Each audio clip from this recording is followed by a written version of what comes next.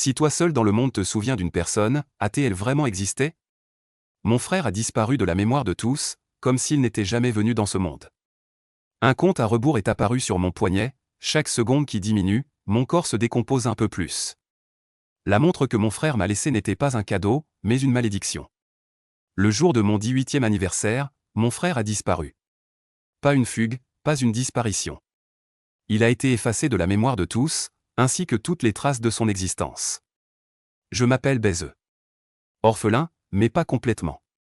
J'ai un frère. Nos parents sont morts dans un incendie. Cette année-là, j'avais 1 an, mon frère 4.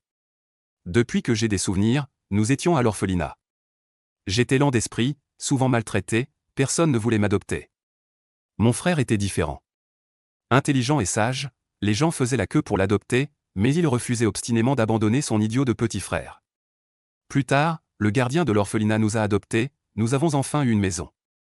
Mon frère avait d'excellents résultats. Mais après le lycée, il est parti travailler pour me permettre d'étudier et soigner le vieil homme. Pour économiser sur les frais de voyage, je ne suis pas rentré chez moi depuis 3 ans.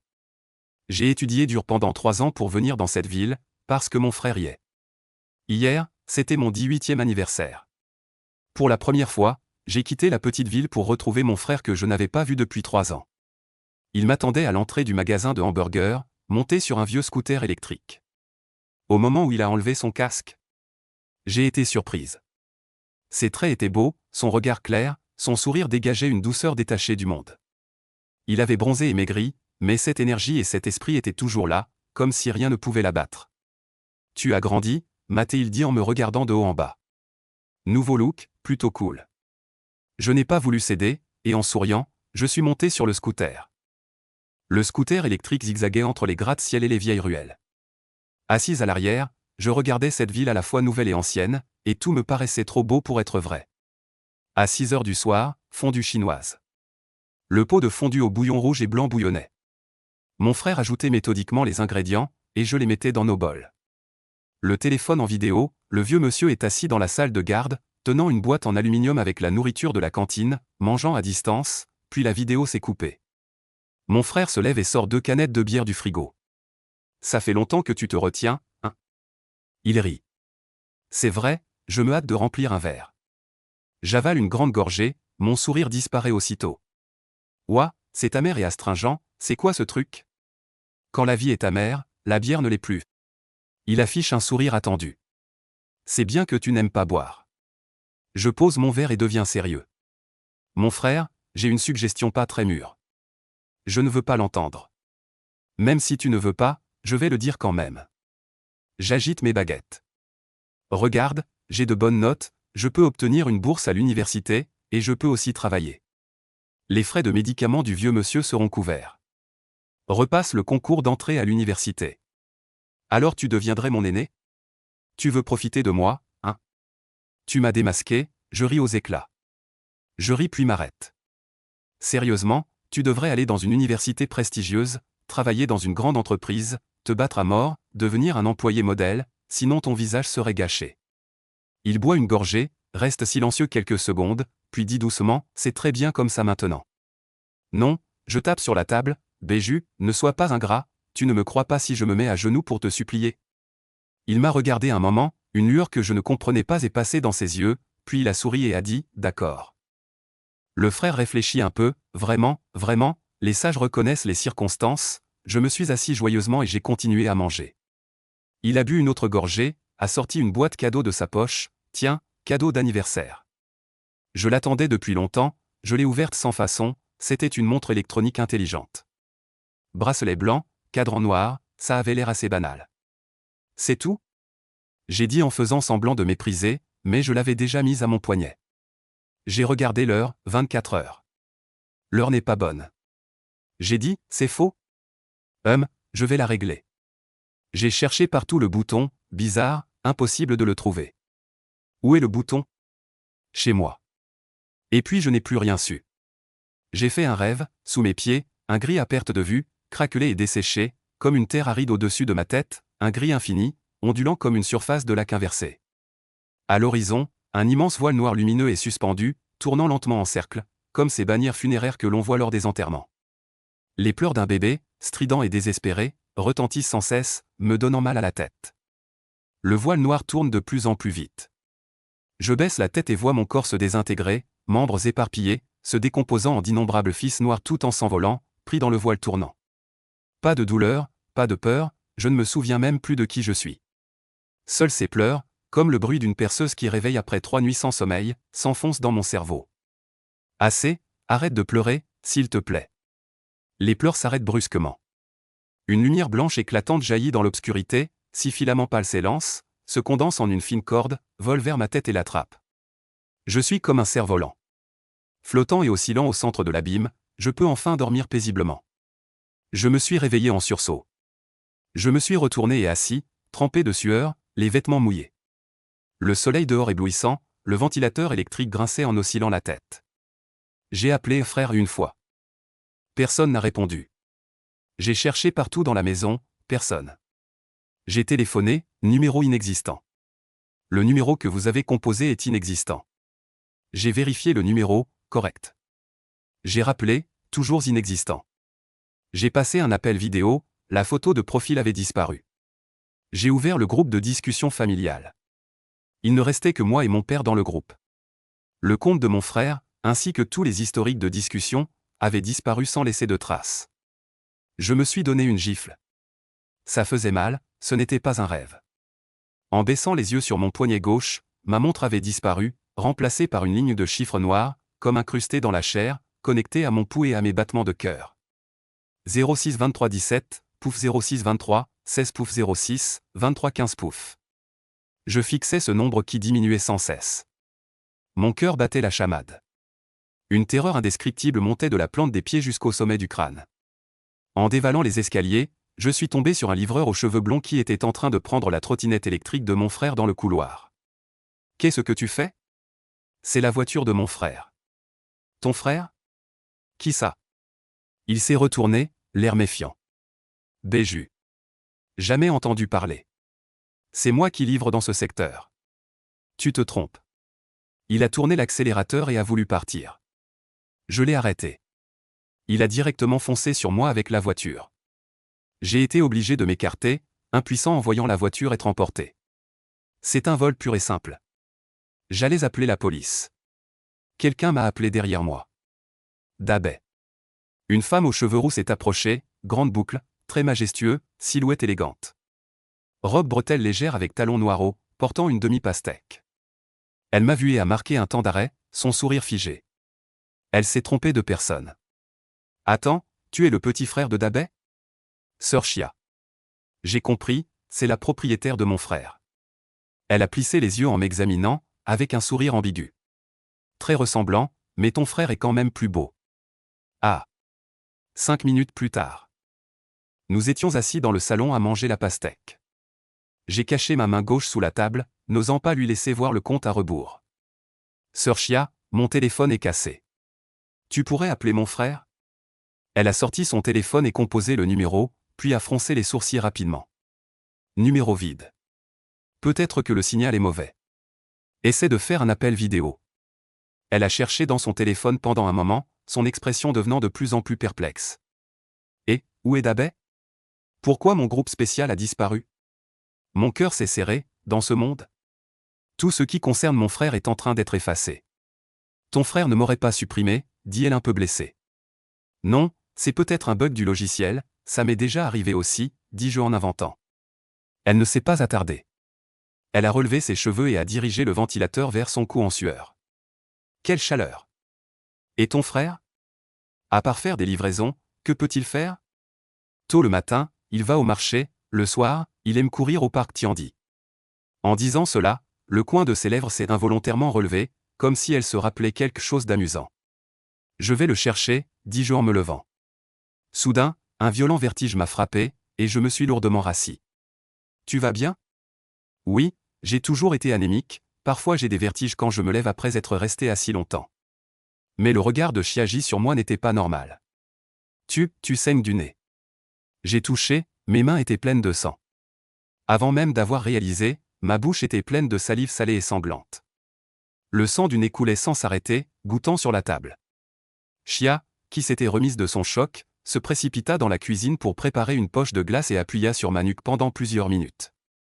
Les boulettes de papier ensanglantées sur la table formaient une petite colline avant que cela ne s'arrête enfin. Mon Dieu, pourquoi autant de sang? Va vite à l'hôpital. Non, c'est de la chaleur interne. J'ai pris une pastèque et l'ai mangée à grandes bouchées. Pour une raison inconnue, j'étais très assoiffé. J'ai avalé plusieurs quartiers d'un coup. Voyant que j'allais bien, Chia s'est détendu, mais son regard est devenu étrange. Xiaobei, laisse-moi te demander quelque chose. Ton frère a une petite amie? Non. Ses yeux se sont illuminés, ravis. Vraiment? Je pensais qu'il me mentait. J'étais pressé de retrouver mon frère, je lui ai demandé le montant du loyer et l'ai payé pour lui. Elle a sorti un post-it de son sac, incluant l'eau et l'électricité, cela faisait plus de 5000. Pour moi, c'était une somme énorme. Je suis retourné dans la chambre et j'ai sorti une enveloppe de mon sac. Le père m'avait préparé l'argent de poche pour la vie courante, 4 mois et demi par semestre, 1200 par mois, soit exactement 5400. Ajoutant mes quelques centaines d'argent de poche, j'ai rassemblé 5800. J'ai compté cette somme d'innombrables fois, il n'y a pas d'erreur. J'en ai sorti un billet et lui ai tendu le reste. Après le départ de Sœur Chia, je me suis précipité au point de livraison. Le vieil homme du site a dévissé sa gourde thermos, a bu une gorgée de thé aux chrysanthèmes et au bail de goji, et m'a examiné lentement. Béju, cette personne existe bien, il a démissionné. Démissionné? Quand? Il m'a encore jeté un regard, n'a pas parlé. J'ai tendu mes papiers. Mon frère cadet? Le vieil homme a fini l'enregistrement, a allumé l'ordinateur, est entré dans le système d'archives, a tourné l'écran vers moi. Je me suis penché et me suis figé. La personne sur la photo d'identité n'était pas mon frère. C'était un visage totalement inconnu. Cette personne n'est pas mon frère, ma voix tremblait. Lui, Béju, le vieil homme était très sûr. Peut-être un homonyme? Il n'y en a qu'un. J'ai sorti précipitamment mon téléphone, je vais vous montrer la photo de mon frère. En ouvrant la galerie, mes doigts se sont figés. Sur toutes les photos, mon frère était devenu ce visage inconnu. Chaque photo que j'avais prise pendant les appels vidéo avec le vieux. Les photos volées quand mon frère cuisinait dans la cuisine, la seule photo de nous deux au Nouvel An, tout était devenu cet inconnu. Le grand frère jette un coup d'œil à l'écran. Ce n'est pas justement ton frère? Mon estomac se soulève violemment. Une odeur de sang monte brusquement dans mes narines. Je me précipite dans les toilettes, à peine poussé la porte du cabinet, je vomis. Ce n'est pas du vomi, c'est du sang. Jaillissant de la bouche et du nez. Projeté partout, sur le sol et les murs. Impossible d'arrêter, je vomis encore et encore. J'ai l'impression que tous mes organes sont vidés. Je m'effondre sur le carrelage froid. Le cœur battant à tout rompre, tremblant de tous mes membres. Une immense absurdité et une peur paralysante vident mon esprit. Dans la flaque de sang visqueux au fond de la cuvette. Quelque chose brille. Je tends la main en tremblant. Je retire de la mare de sang quelques fils blancs. Scintillant, un bourdonnement dans ma tête. Le cerf-volant à tête humaine du rêve. Tiré par des fils de lumière, flottant dans l'abîme. Le compte à rebours sur la montre. 24 heures, ce n'est pas une intoxication alimentaire. Ce n'est pas une maladie, c'est une malédiction. Ce compte à rebours est le temps qu'il me reste à vivre. Je me lave le visage et les mains. Je calme mes émotions et appelle le vieux monsieur. Je lui demande la photo de mon frère. Après avoir raccroché, j'envoie un message à Sœur Chia. Je lui demande aussi la photo de mon frère. Les photos arrivent les unes après les autres. Sur chacune d'elles. Béju et cet étranger. Même le vieux monsieur qui vivait avec nous. A oublié le vrai visage de mon frère. Il dit même en riant. Ton frère a l'air encore plus maigre sur la photo. Il ne voit pas, personne ne voit. Sauf moi, personne dans ce monde ne se souvient plus de l'apparence de mon frère. L'écran du téléphone est allumé. L'étranger sur la photo me sourit. Comme s'il se moquait de moi à cet instant. Ne cherche plus, ton frère a disparu. À partir d'aujourd'hui, je suis Béju. Je vivrai à sa place. Et toi, bientôt, tu mourras. Désormais, il n'y a plus ni Béze ni Béju dans ce monde. Aller à l'université avec mon frère. Diplômer ensemble, travailler et gagner de l'argent. Fonder une famille et réussir, pour que le vieux monsieur ait des petits-enfants. Tous ces objectifs pour lesquels on s'est tant battu. Tous ces bonheurs tant rêvés. Ce ne sont que des blagues. Vous n'avez rien. Vous n'êtes rien. Personne ne vous connaît. Personne ne se souvient de vous. Comme vos parents. Désorientation, absurdité, douleur. Peur, colère, ressentiment. Toutes les émotions ont explosé à ce moment-là. J'ai frappé d'un poing le miroir trouble devant moi. Le miroir s'est fissuré, le sang de mes jointures s'est répandu le long des fissures, recouvrant le visage de Baise. Pluie torrentielle, peu de piétons dans les rues. Baise marchait hébété sous la pluie battante. Ses yeux vides, marmonnant. Rêve, tout n'est que rêve, grincement. Une voiture a frôlé Baise et l'a renversé par terre. Tu es aveugle ou quoi, bordel? Le conducteur a eu très peur. Voyant que Baise n'était pas gravement blessé. Il a insulté et est parti. Baise était allongé au milieu de la route, laissant les voitures klaxonner, tout en contournant son corps. Il était trempé, ses pupilles se dilataient lentement. Peut-être n'avait-il pas été renversé par le destin, mais était encore dans un rêve absurde. Dring, le téléphone à l'écran rayé s'allume. Baise tourne la tête, hébété. Sir Chia a encore envoyé une photo. Avec le message, je t'en offre une de plus. Un trésor de ta sœur. Baise se concentre légèrement. Il essuie la pluie sur son visage. Ouvre la photo et sursaute brusquement. Il s'assied immédiatement. L'homme sur la photo porte un t-shirt blanc. Une serviette sur l'épaule. Tout en sueur, sourire gêné. Levant la main pour cacher la majeure partie de son visage. Il aurait dû rencontrer Sir Chia lors de son jogging nocturne. Elle a pris une photo spontanée de lui. De toute évidence, ce qui intéressait Sir Chia n'était pas le visage de l'homme, mais ses abdos imprégnés de sueur. À peine visibles. Bien que la lumière soit faible. Le visage flou et en grande partie caché. Baise l'a reconnu au premier coup d'œil. Béju, c'est la seule photo du visage de son frère qui n'a pas été remplacé. Baise retrouve espoir. Il agrandit la photo sans cesse. Derrière son frère, il y a une pierre paysagère. On distingue faiblement un parc Tiandi. 4 caractères. Oh, c'est vrai. Il aime aller courir le soir au parc Tiandi. Je l'ai même croisé une fois. Baise sauvegarde la photo. Regarde son poignet, il a encore du temps. Il est encore temps. 10 minutes plus tard. Parc Tiandi, la tempête de pluie s'est arrêtée. Baise va au magasin acheter une bouteille de coca et une boîte de biscuits. Avaler à la hâte pour s'assurer d'avoir encore la force de tenir. Ne pas s'évanouir à nouveau. Le parc est très grand, avec des montagnes et des lacs. Il y a aussi de nombreux sites pittoresques et installations de loisirs. À pied, cela prendrait toute une journée pour se promener. Chercher soigneusement quelqu'un n'est plus réaliste. Baise monte dans le bus touristique. Il fait rapidement un tour du parc. Il n'a pas vu la silhouette de son frère. Bientôt, le bus retourne à son point de départ. En descendant du bus, Baise est surpris. Il trouve que le chauffeur lui crie dessus. Il a l'air un peu en colère. Une ou deux fois, ça va. Tu prévois de rester assis tout l'après-midi? Baise s'arrête. Que veux-tu dire? Je viens juste de finir un tour, non? Baise descend du bus et regarde son poignet. Baise est stupéfait, il n'a clairement fait qu'un seul trajet. 20 minutes au maximum. Mais une heure s'est écoulée. Le compte à rebours s'est accéléré. Baise fixe son poignet. Non, le compte à rebours diminue seconde par seconde. Comment se fait-il qu'il y ait soudainement 40 minutes de plus? Quand a-t-on déduit ce temps? Soudain, Baise s'est souvenu. Pendant le trajet en voiture. Il était un peu dans le vague. Cela aurait duré au maximum une dizaine de secondes. Comment est-il possible que 40 minutes se soient écoulées d'un coup? Des sueurs froides coulèrent en continu du front de Baise. Il a finalement réalisé le problème. Le temps n'a pas accéléré. Il n'a pas non plus soudainement diminué. Il s'écoulait bien seconde par seconde. C'est la perception du temps de Baise qui avait un problème. C'est pourquoi il avait l'impression que le temps était volé. Veut-on vraiment ma mort? Cela signifie-t-il que je me rapproche déjà de la vérité? Baise venait juste d'avoir cette pensée. La sensation de flou l'envahit à nouveau. N'essaie pas de voler mon temps à nouveau. Baise se donna une gifle puissante. Il sortit immédiatement un stylo à billes de son sac. Et le planta violemment dans son bras. Une douleur aiguë traverse son corps, le rendant immédiatement lucide. Baise accélère le pas. Toutes les quelques minutes, il se pique sévèrement le bras avec un stylo à billes. Soutenant par la douleur.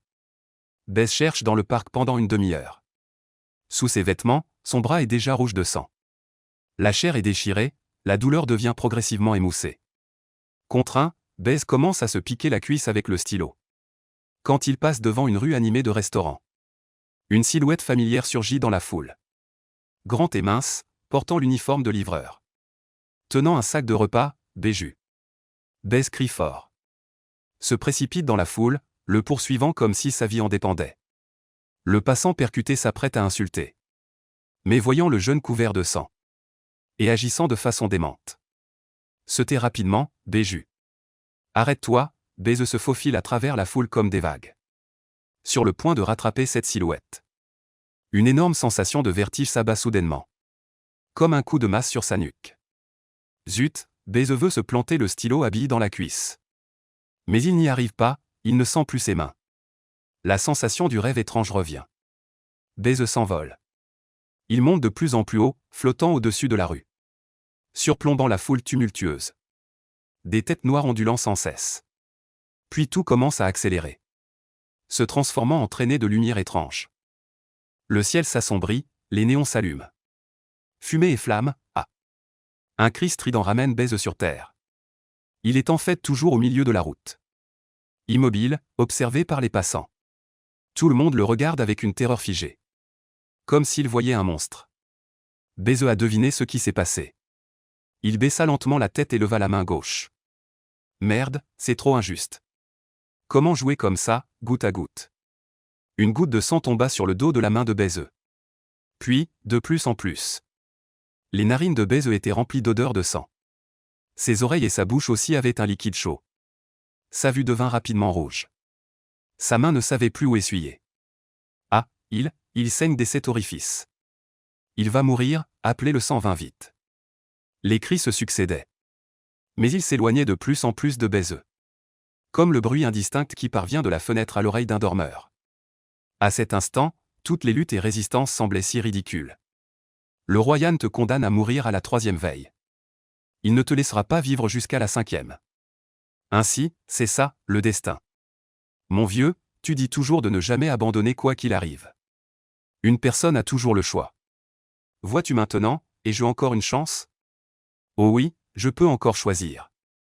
Je ne veux pas être regardé comme un monstre.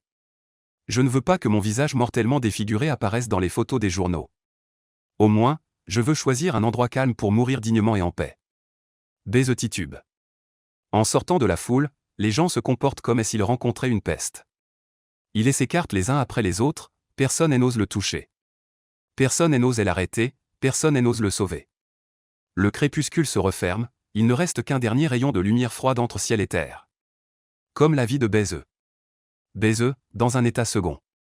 Entre dans une allée ombragée et isolée. Elle s'assoit adossée à un arbre. Il jette un dernier coup d'œil au compte à rebours sur son poignet. Les 7 dernières minutes de sa vie. Ne les gâche plus, Baise ferme les yeux.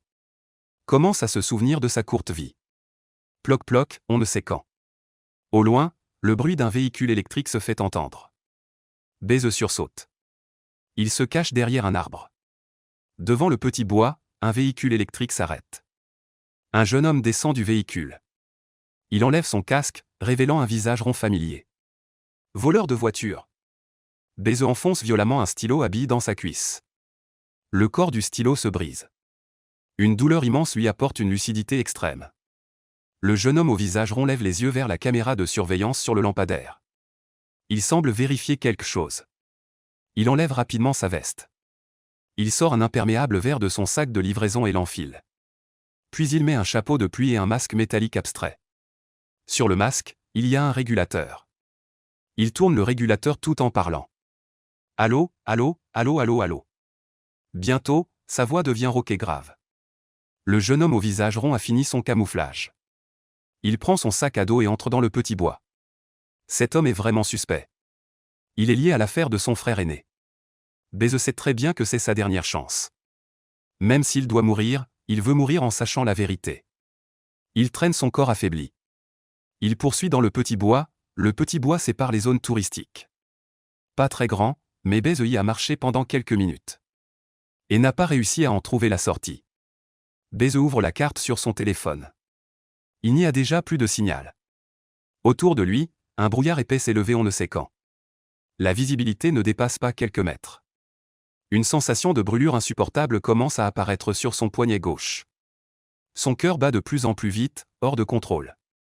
Comme un œuf chauffé sans cesse dans un micro-ondes. La dernière minute, il va bientôt mourir. Beze ne se soucie plus de rien. Il crie dans le brouillard, « Voleur de voiture. C'est toi qui fais des magouilles, n'est-ce pas? Qu'est-ce que tu m'as fait? Où est mon frère? Sors de là. Frappé dans l'ombre, c'est quoi ce genre? Je ne te laisserai jamais tranquille, même mort. » Beze crie à tue-tête. Soudain figé, une silhouette floue apparaît dans l'épais brouillard devant lui. Grand et mince, debout immobile. Comme s'il attendait depuis longtemps. « Frère, est-ce toi? » Beze, mêlé de surprise et de joie. S'apprête à s'avancer. Que s'est-il passé? Son cœur se glace soudain. Presque incapable de respirer. Beze s'effondre lourdement. Une sensation de brûlure se propage du poignet à tout le corps. Il se sent comme brûlé vif par un grand incendie. Son corps est sur le point de fondre dans la chaleur intense. Il hurle de douleur, ne souhaitant que se rouler par terre. Mais il réprime sa souffrance. Se traînant, utilisant ses dernières forces. Il rampe peu à peu vers la silhouette dans le brouillard. Pourquoi? Beze parvient enfin au pied de l'ombre. L'ombre dans le brouillard s'accroupit lentement. Tendant une main, elle saisit la main gauche de Beze. Frère, Beze se réveilla en sursaut. Il était encore dans le bosquet. Tout autour était noir, mais devant il y avait de la lumière. Reprenant ses esprits, il regarda rapidement son poignet gauche. Le compte à rebours de la mort était toujours là. Mais il ne bougeait plus, comme bloqué. Tant mieux, je ne suis pas encore mort. La silhouette dans le brouillard était-ce mon frère? Est-ce que c'est lui qui m'a sauvé? À ce moment, une légère sensation de brûlure apparut sur le dos de la main gauche. Beze regarda attentivement. C'était une marque noire.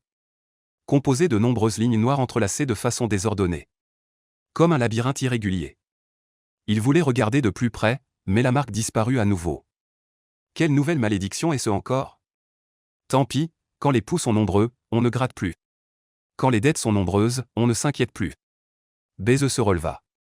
En s'étirant, il découvrit avec étonnement. L'inconfort dans son corps avait complètement disparu. Les blessures sur ses bras et ses cuisses avaient également disparu. Le brouillard épais autour de lui se dissipa. La lumière devant devient de plus en plus évidente. Normalement, il devrait être la nuit. Même si les lampadaires sont allumés à l'extérieur de la forêt. Ils sont jaunâtres, mais la lumière devant est floue et blanche. Beze reste prudent. Il s'approche silencieusement et voit enfin clairement. C'est une place circulaire. Il y a en fait une place cachée dans la forêt. Beze se glisse derrière les buissons. Il observe secrètement, le temps sur la place semble être tôt le matin. La lumière du matin est claire et transparente, la brume légère se répand. Le sol de la place est pavé de galets colorés. De nombreuses sculptures en pierre grise se dressent. Leurs formes sont étranges. Grandes et petites, comme des créatures extraterrestres de différentes planètes. Elles sont toutes tournées vers le centre de la place. Certaines sont agenouillées, d'autres prosternées. Certaines lèvent les yeux, d'autres avancent. Certaines sont épuisées, d'autres pleines d'entrain. Certaines sont pieuses et souffrantes, d'autres fanatiques et désespérées. Comme une grande performance artistique. Au centre de la place se trouve une entrée de station de métro. Bâtiment ancien, peinture écaillée. À l'entrée, un poteau d'arrêt rouillé et de travers. Mais il n'y a pas de nom de station dessus. Il y a peut-être des milliers de personnes rassemblées sur la place. Tous vêtus de costumes extravagants. Ils sont en petits groupes. Parmi eux, 2 grands groupes en uniforme. Environ plusieurs dizaines de personnes. Tous sans exception cachent leur visage avec des masques chirurgicaux ou des lunettes de soleil. Avec des sacs à dos, ils sont debout ou accroupis. Ou assis sur des sculptures en pierre. Ils discutent à voix basse, comme s'ils attendaient quelque chose ensemble. Beze n'est pas sûr que son frère soit parmi eux. Même s'il y est, il est impossible de le trouver. Mais il a vite trouvé le voleur de voiture.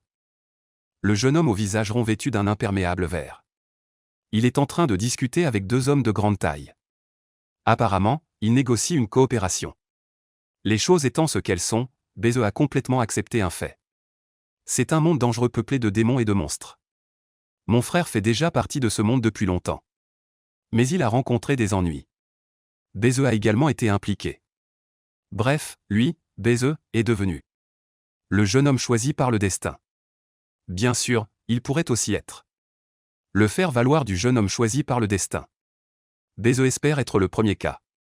Il continue d'observer, d'analyser calmement. D'abord, les gens sur la place ne sont certainement pas ordinaires. Mais ils ne sont pas non plus particulièrement puissants. S'ils étaient vraiment dotés de pouvoirs surnaturels, Beze se cachant à proximité aurait déjà dû être découvert, et puis cette place mystérieuse ne devrait pas avoir de maître, sinon il y aurait sûrement des gardes ou autres. Mais ici, c'est bruyant et désordonné. Comme un marché libre, donc Beze conclut. C'est un espace public. Ceux qui connaissent le chemin peuvent venir ici. Enfin, et c'est le plus important, les gens ne se connaissent pas bien entre eux. La sensation que Beze ressentait face à plus d'un millier de personnes sur la place. Comme si tous les élèves de l'école se rassemblaient sur le terrain de sport. Tout le monde ne connaît que ses camarades de classe. Les autres élèves, tout au plus, ont un visage familier. D'autant plus que chacun porte un masque. Imaginez si un élève d'une autre école mettait un masque et se mêlait à eux. Personne ne le remarquerait du tout. Beze est cet élève d'une autre école. Il décide de se mêler à eux. C'est risqué, mais pour survivre. Pour retrouver son frère, il doit franchir ce pas.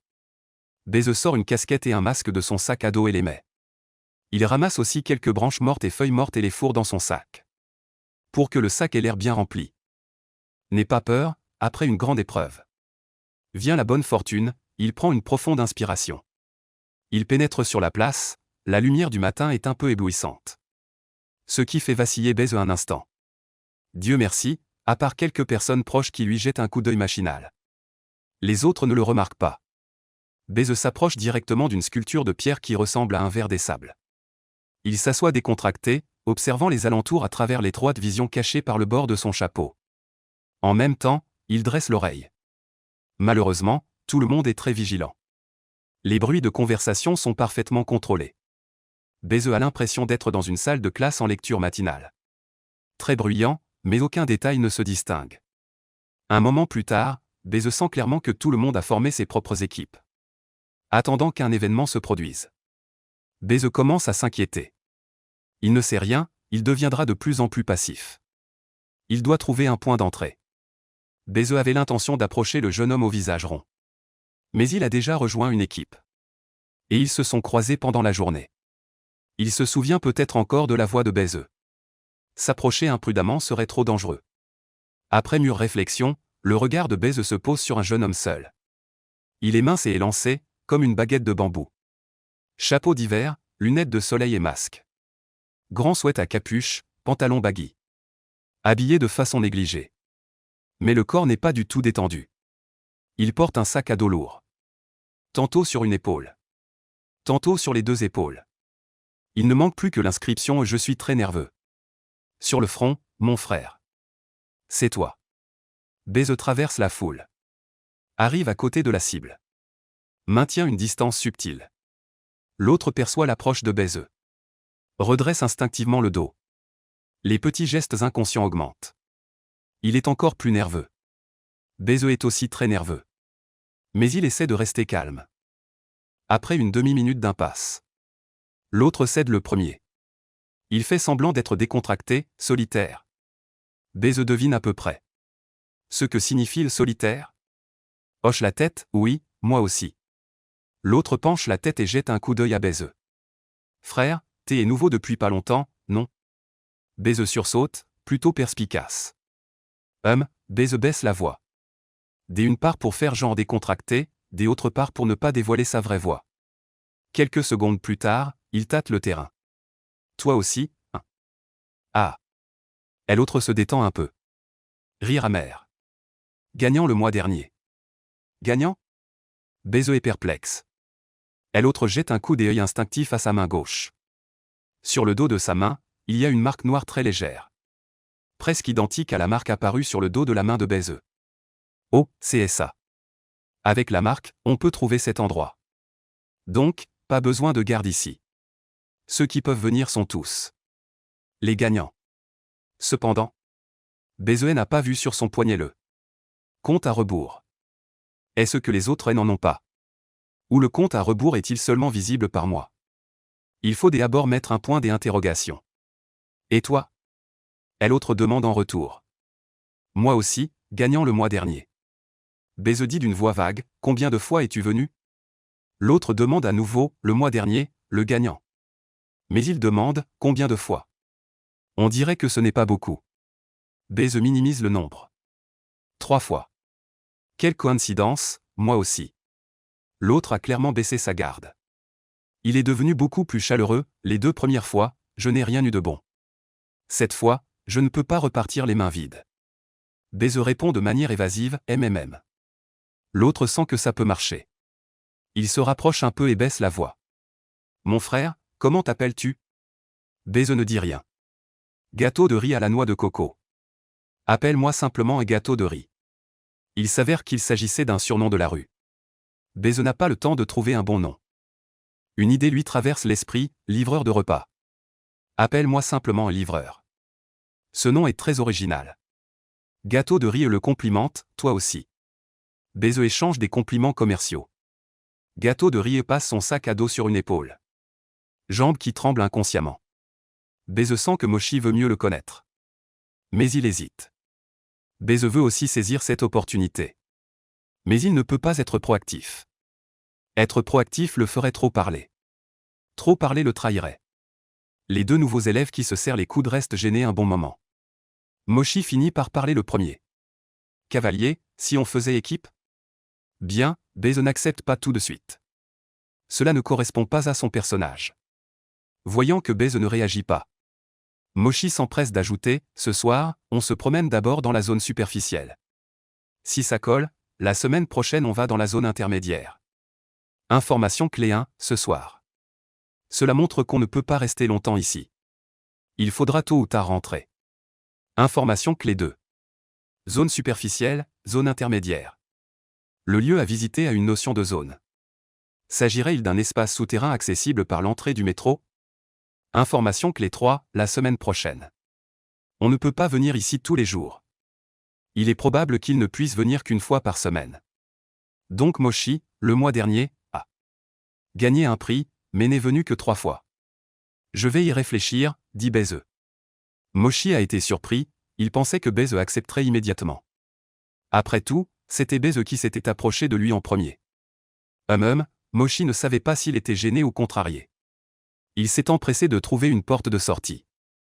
La dernière fois, un groupe sauvage m'a invité à aller dans la zone intermédiaire. Je n'ai pas accepté, pourquoi? Demanda Baise, ils étaient 4. Je ne leur fais pas confiance, une fois dans le labyrinthe, il n'y a plus de loi ni de morale. Les gros poissons mangent les petits, c'est courant. Information clé 4, le labyrinthe. Une hypothèse se forme dans l'esprit de Baise. Il poursuit en écho, il ne faut pas avoir de mauvaises intentions. Mais il ne faut pas se méfier des autres. Exactement, Mochi a ouvert les vannes. Les grandes guildes ont un seuil élevé. Et traitent les gens comme du bétail. Impossible d'y rester, et les groupes sauvages ont des origines douteuses. Ne pas oser croire, mieux vaut agir seul. Baise enchaîne, oui. Mochi est très excité, puis pousse un soupir. Mais agir seul est aussi difficile. Dans la zone superficielle, il ne reste que des débris. La zone intermédiaire est trop dangereuse. Qui dit le contraire? Baise fait le faire valoir. C'est pourquoi j'y ai toujours voulu trouver un partenaire fiable.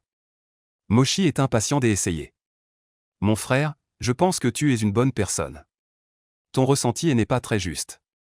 Merci, dit Baise. Bref, réfléchis. Mochi dit que Baise réfléchit effectivement. Il ne sait rien de la situation actuelle. Il n'a même pas consulté le tutoriel pour débutants sortir précipitamment du village des débutants et n'est vraiment pas sage. Mais le compte à rebours de la malédiction est toujours la retourner comme ça serait mourir. Il faut absolument retrouver le frère. Pour lever la malédiction, alors pourquoi réfléchir encore? Il n'y a vraiment pas le choix. Soudain, Baise aperçut dans la foule devant lui un couple qui le regardait. L'homme, de grande taille, portait un haut chapeau noir. Un masque noir et une robe noire. La femme portait un haut chapeau blanc. Un masque blanc et une robe blanche. Ils se tenaient côte à côte. Comme s'ils cosplayaient les gardiens du yin et du yang. Le couple croisa le regard de Baise. baissa légèrement la tête et échangea quelques mots à voix basse. Puis, ils se retournèrent et marchèrent vers le centre de la place. Les gens autour s'écartèrent automatiquement. On voyait qu'ils n'étaient pas à prendre à la légère. Ces deux-là auraient-ils découvert que je suis un élève d'une autre école? Ne vont-ils pas vraiment jouer au grand poisson qui mange le petit? Baise se tourna immédiatement vers Machou. On coopère? Tu as réfléchi? Face à ce changement soudain de Baise, Machou fut un peu surprise. MMH, donne-moi une raison. Cette fois, Machou faisait la distante. Je pense que toi aussi, tu es quelqu'un de bien. C'est trop dangereux d'être seul. À deux, c'est plus sûr. Au moins, on peut partager les dégâts. Ah, tu as un bon instinct. Mochi est content, ce soir on reste seulement dans la zone peu profonde. Baiser dit, pas de problème. Mochi dit, digne, soudain une voix artificielle retentit dans la station de métro. Le métro va bientôt arriver en gare. Les passagers qui montent, préparez-vous à l'avance. La place bruyante comme un marché devient silencieuse instantanément. Tout le monde s'étire les muscles. Prend leur sac et se rapproche du centre de la place. Baiser ne peut s'empêcher de penser aux gares bondées. Hier encore, il quittait sa ville natale pour la première fois. Se dirigeant vers une grande ville inconnue. Avec l'attente de l'avenir dans le cœur. À la fois excité et inquiet. Cela ne fait qu'un jour. Mais cela semble être une autre vie, pas de précipitation. Mochi met son sac à dos sur les deux épaules. Nous entrerons en gare en dernier. Baise est d'accord. Inutile de se mettre en avant pour attirer l'attention. Digne, l'entrée de la station est ouverte. Veuillez prendre vos bagages, passagers. Passez le contrôle de sécurité en ordre. Clac, les 6 voies de contrôle de sécurité à l'entrée de la station de métro s'ouvrent automatiquement. Baise remarque que 2 grands groupes sortent de la foule en premier. Ils portent des uniformes identiques. Disciplinés et sans expression. Cela montre clairement qu'ils sont des organisations d'élite. Les chefs des 2 groupes échangent quelques politesses. Entrent ensemble dans la zone de contrôle de sécurité. Disparaissent instantanément, leurs subordonnés, environ une centaine de personnes. Forment 6 files et passent rapidement le contrôle de sécurité. Disparaissent tous ensemble, ensuite. Les petites équipes d'environ 10 personnes commencent à entrer en ordre. Puis, c'est au tour des groupes de 5 ou 6 personnes d'entrer. Le jeune homme au visage rond fait partie de ce groupe. Enfin, ce sont les passagers isolés par 2 ou 3. Voyageurs individuels, mais il y a des exceptions. Par exemple, les 2 messagers des enfers, HEIB Wuchan. Ils sont un duo. Pourtant, ils entrent dans la 2e vague. Il est clair que leur force n'est pas ordinaire. Leur statut est assez élevé, ce qui rassure Baise. Au moins, ces 2 personnes ne risquent pas de s'en prendre à un petit poisson comme lui. Enfin, c'est au tour de Baise et de Mochi. Ils sont entrés, dit Mochi. Même, fit Baise en feignant le calme. Mais son cœur battait la chamade. Les choses étant ce qu'elles sont, il n'est plus possible de faire marche arrière. Lui et Mochi franchirent en même temps le portail de sécurité.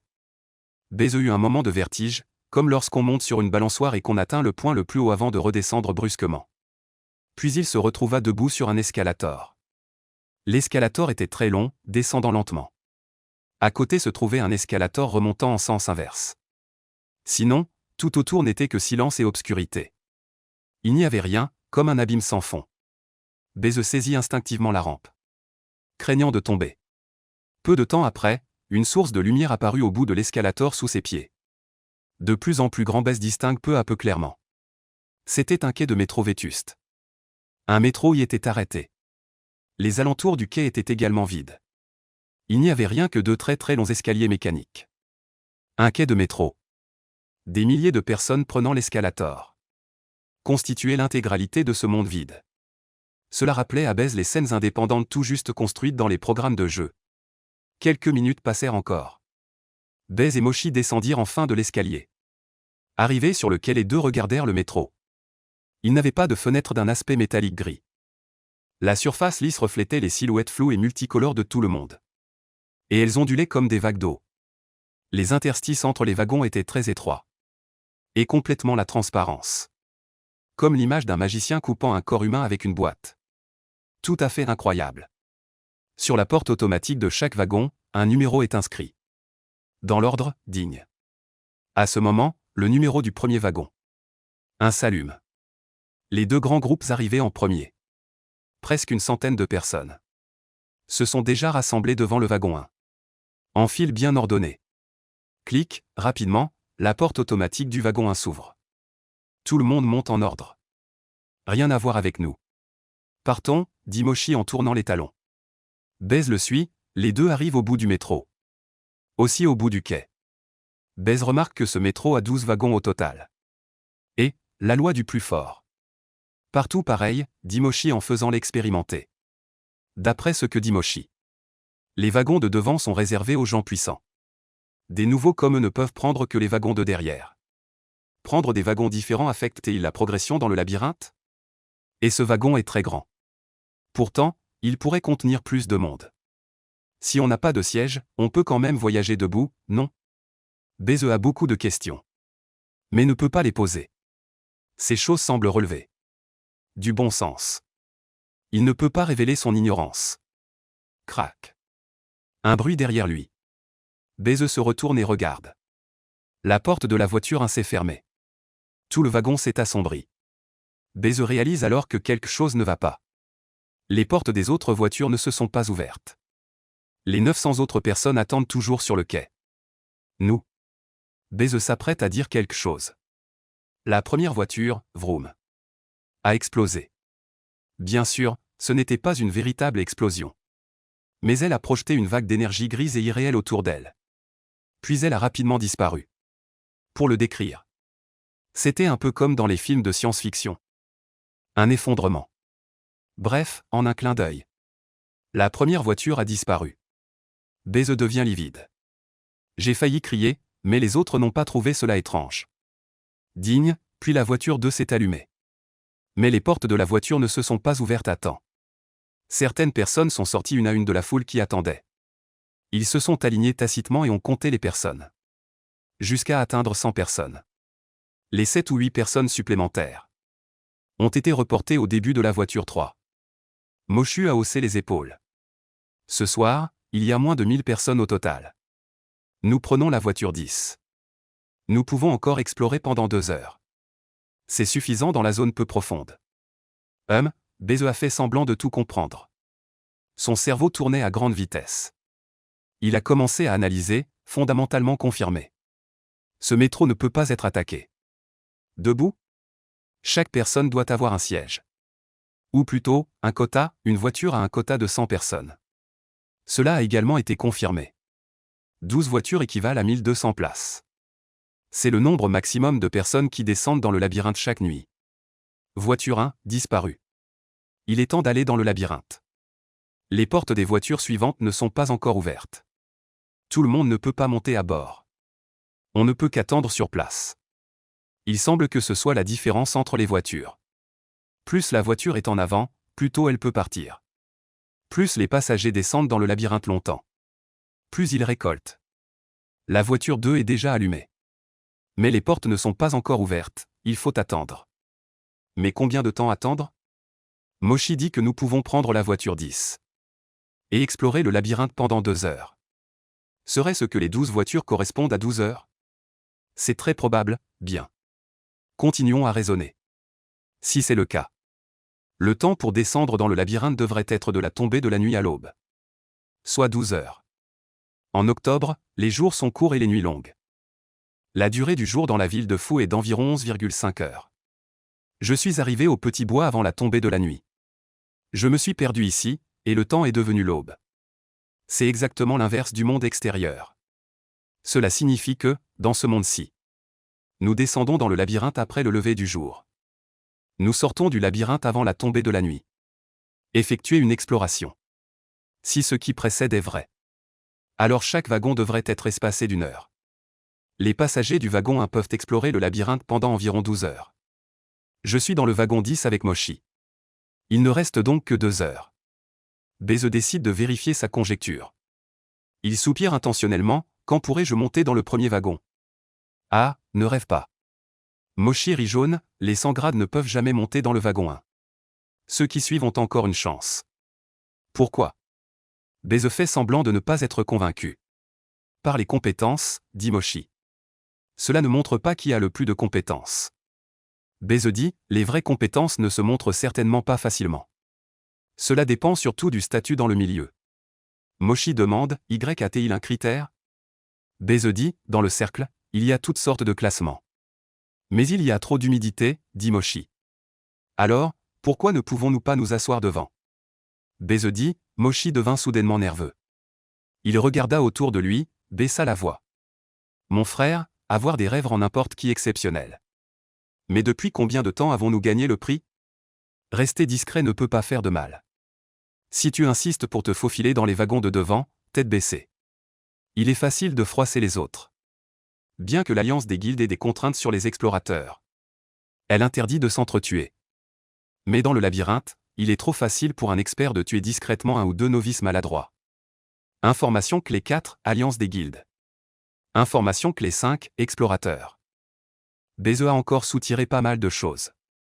Il semble que les personnes ayant gagné le prix se désignent elles-mêmes comme explorateurs, explorant le labyrinthe.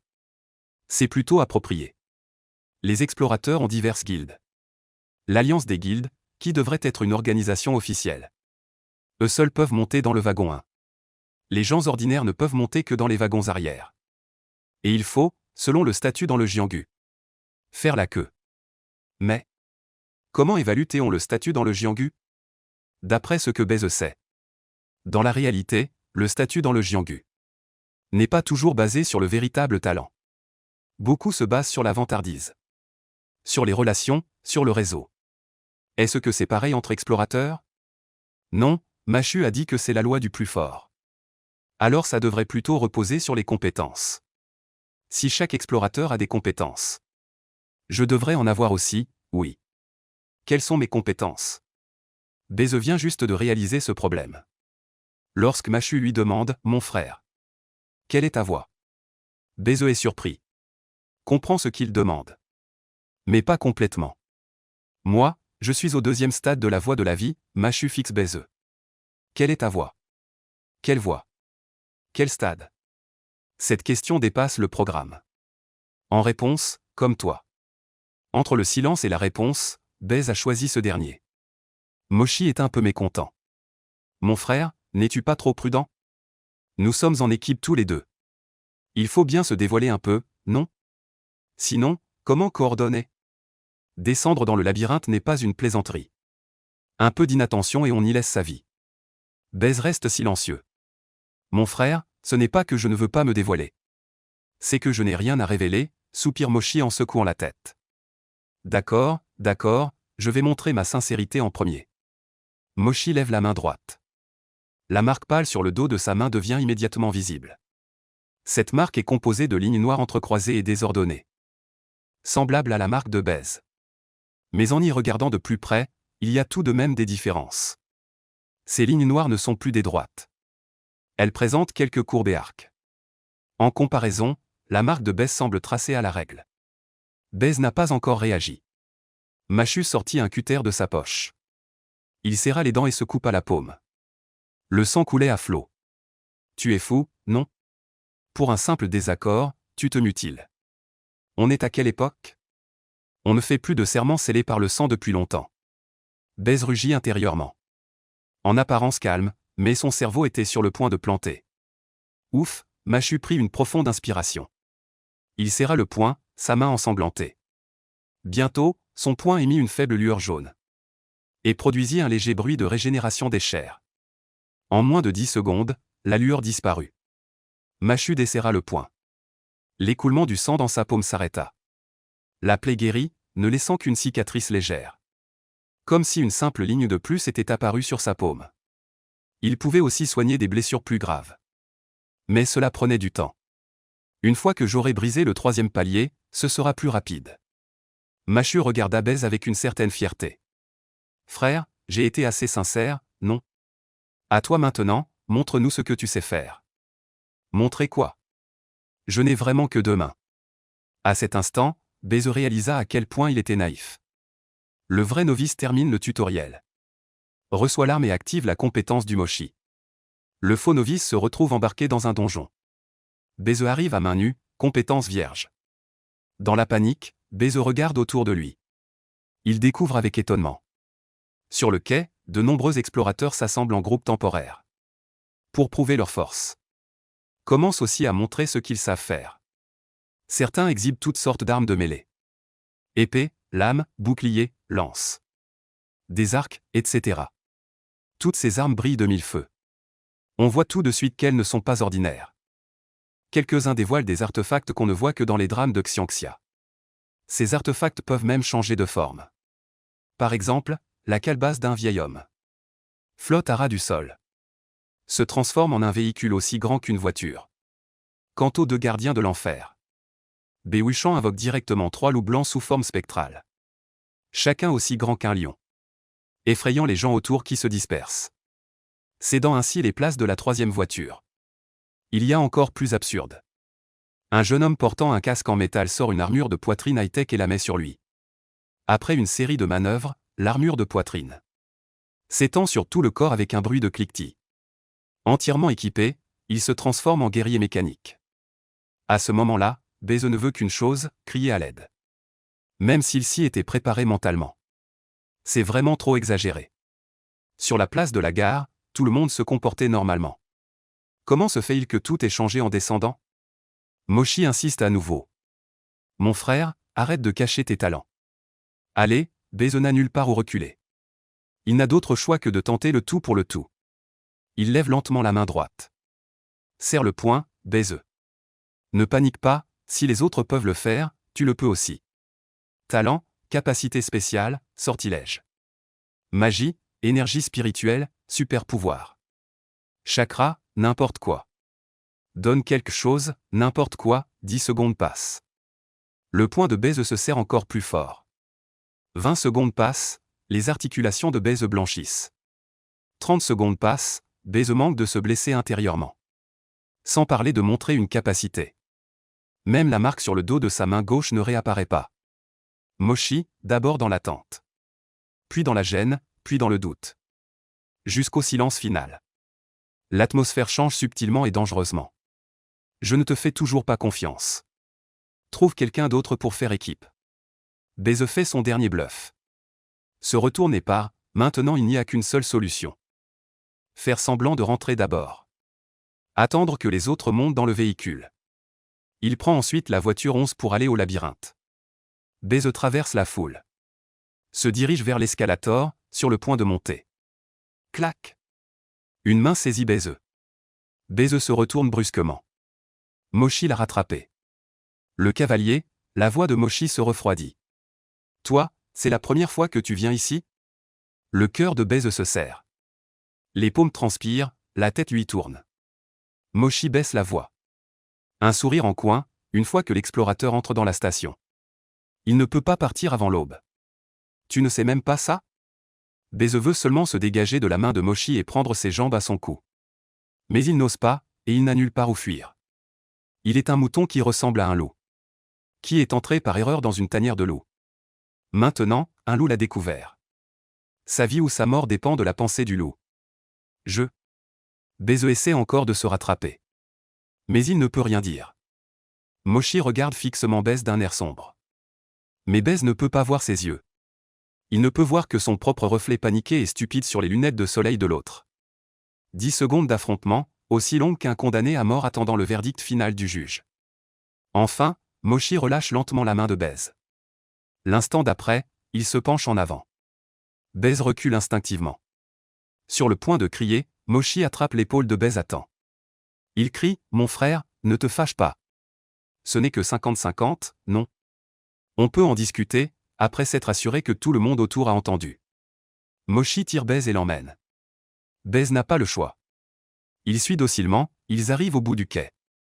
Ici il y a peu de monde, Moshi emmène Beze derrière un pilier de pierre. S'assurant que personne ne regarde. Il baisse la voix. Très en colère, tu m'as menti. Je déteste qu'on me mente. Le personnage distant et hautain de Beze s'est complètement effondré. À la vitesse de la lumière, il s'agenouille et dit pardon. Je n'ai pas fait exprès de te mentir. C'est la première fois que je viens ici ce soir. Perdu et effrayé. J'ai dû faire semblant d'être comme vous. Ne dis rien, Machu est à la fois riant et désemparé. Tu faisais assez bien semblant, désolé. Beze s'excuse à nouveau. Et, Laisse tomber. Machu agite la main, moi aussi j'étais un novice. Je comprends, le lourd fardeau dans le cœur de Bèze est enfin tombé.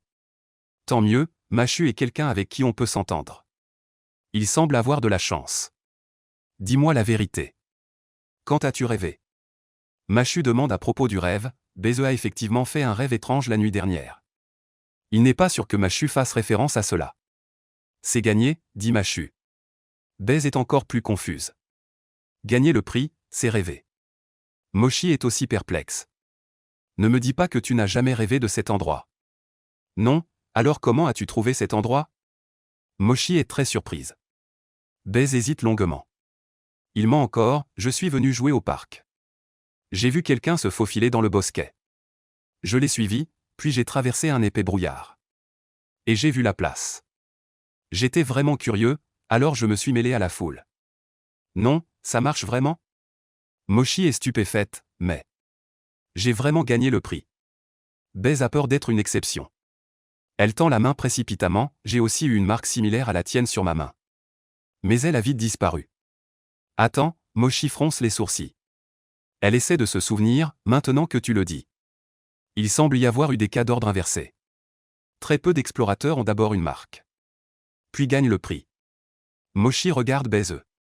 Donc, tu n'as jamais rêvé de cet endroit. Tu es tombé dessus par hasard. Bèze hoche la tête, c'est ça. Cela signifie que tu n'as pas non plus éveillé ton potentiel. Mochi demande, probablement. TSK, Mochi se gratte le menton avec embarras. C'est un peu difficile à gérer. Bèze ne dit rien. Prépare-toi à être abandonné. Tout le monde a déjà formé des équipes. Je n'ai plus le temps de changer de partenaire à la dernière minute. Mochi serre les dents, prend une décision. Tant pis, je t'emmène avec moi. Bèze pense avoir mal entendu. Vraiment? Bien sûr que oui. Mochi dit, c'est gratuit. Bèze demande encore, sinon? Mochi est à la fois agacé et amusé. Toi, un novice, qu'est-ce que je pourrais bien vouloir de toi? À moins que je ne convoite ton corps. Ah, c'est vrai aussi. Bèze rit, un peu gêné. Mochi regarde autour de lui. Personne ne les remarque. Il s'assoit en tailleur. Il est encore tôt. Je vais d'abord te donner un cours de rattrapage. D'accord, Bèze s'assoit rapidement.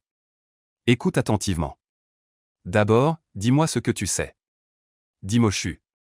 Bèze répète les quelques informations qu'il a déduites. Waouh, tu as vraiment l'esprit vif. Tu as réussi à deviner autant de choses. Mochi le regarde avec un nouveau respect. De rien, Bèze n'ose pas dire. Avant l'âge de 4 ans, il était un peu lent. Il était même considéré comme attardé par tout le monde. Plus tard, on ne sait pas comment, il s'est débloqué. Mon frère, je suis sûr à 80% que tu es de la voie de la sagesse. Mochi est très catégorique. La voie de la sagesse. Ne t'inquiète pas, je vais commencer depuis le début. Pendant le temps qui suit. Mochi explique patiemment, Bèze écoute attentivement. En bref, il y a un immense labyrinthe sous la ville de Fou. Quand est-il apparu? Comment s'est-il formé? Combien d'étages a-t-il? Qui a-t-il au plus profond? Tout est un mystère. Son entrée se trouve dans le parc Tiandi. On l'a donc logiquement appelé le labyrinthe Tiandi. Avec un labyrinthe, il y a des explorateurs. En réalité, les explorateurs sont tous des personnes maudites par le labyrinthe. Mais le mot malédiction importe malheur. On l'évite et on utilise. Gagner à la loterie à la place. Comme le dit le proverbe, le malheur et le bonheur sont liés. En changeant de perspective. Une mauvaise chose peut être une bonne chose. C'est aussi un état d'esprit ouvert. Bref, gagner à la loterie est totalement aléatoire. Aucune règle n'a été dégagée pour l'instant. N'importe qui, n'importe où dans le monde, peut gagner.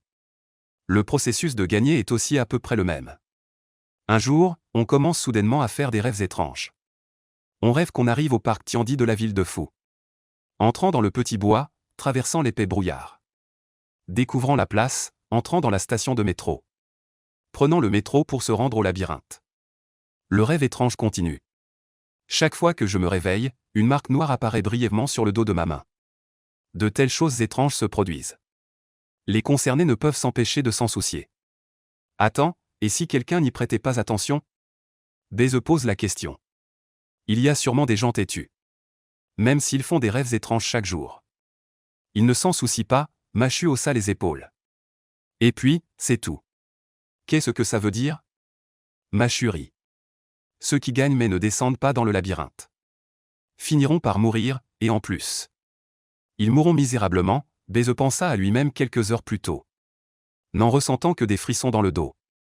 Et, Machu soupira. Une fois qu'on a gagné, il n'y a plus de retour en arrière. Il faut descendre fréquemment dans le labyrinthe. Sinon, la malédiction le tuera. Aucune exception. Bèze pensa immédiatement au compte à rebours de la mort sur son poignet. À quelle fréquence? Cela varie selon les personnes. Certains doivent venir une fois par semaine. Certains doivent venir une fois par mois. D'autres viennent une fois tous les 6 mois ou une fois par an. Pourquoi une telle différence? Bèze trouva cela injuste. Personne ne connaît la raison. Mais ce qui est certain, c'est que plus un explorateur est fort, plus l'intervalle est long. Machu marqua une pause, mais bon.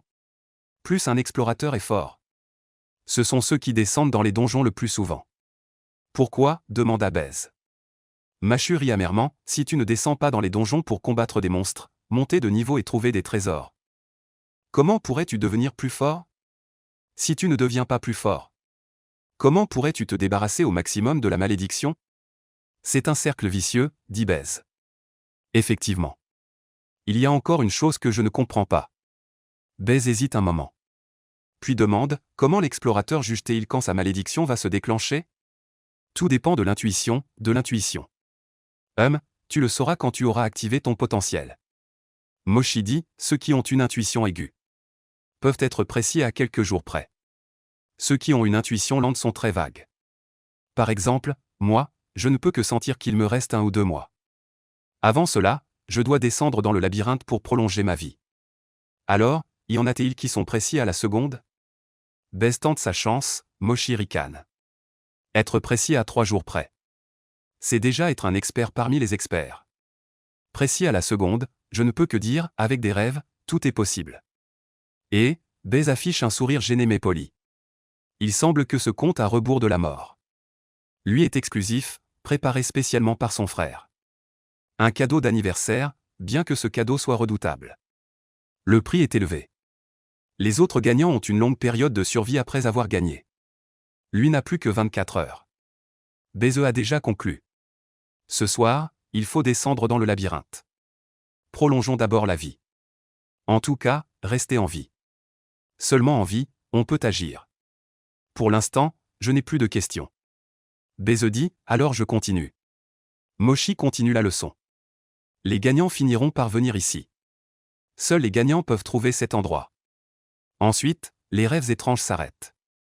Lors de la première entrée en gare, le potentiel en nous s'active. Difficile de te décrire cette sensation.